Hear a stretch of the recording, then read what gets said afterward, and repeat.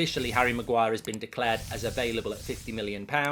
Privately, there have been mentions that £35 million could be a target for Maguire's transfer fee, yet some sources believe even that number will be unachievable.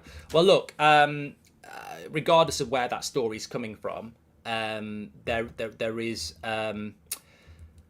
There is. I mean, Man United don't know how to sell, so you sometimes despair, don't you? I don't know whether you've ever been out on a night out with the lads or the ladies or whatever, and one of your group goes for something that's completely unachievable. It's just wasted oxygen. It's wasted energy. It's wasted steps. They look at you. They're never going to say yes.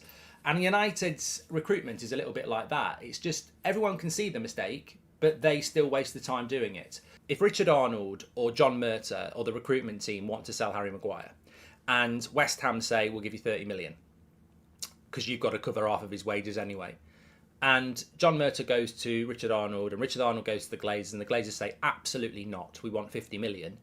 There's not a lot John Murtagh and Richard Arnold can do to get that deal sanctioned when the Glazers say they want 50 million. End of story. So are we selling him for 30 million, which is a good deal for the manager, the fans, the player, or are you going to tell me you want 50 million? I think in relation to Harry Maguire, look, £50 million might well be a price that Manchester United are putting out there. I don't know. But the Mail go on to say that West Ham are exploring a move for Manchester United's defender Harry Maguire. Maguire is understood to have accepted he would be best served by leaving. Now, I can only give you the news on this. The last sentence I've not heard. Maguire is understood to have accepted he would be best served by leaving. I think he should. And I'm not even saying he's an idiot if he doesn't. But that last sentence would be logical to any footballer. You're clinging on to your England shirt on pure favouritism. I mean, you played hardly any football last year, and you're still England's starting centre back. There's a major tournament that England could probably win in a year's time. You shouldn't be starting in a year's time if you're fifth choice for Man United. So, logically, he should be looking at the situation. And it doesn't matter how much he trains in Portugal or how many times he trains a day.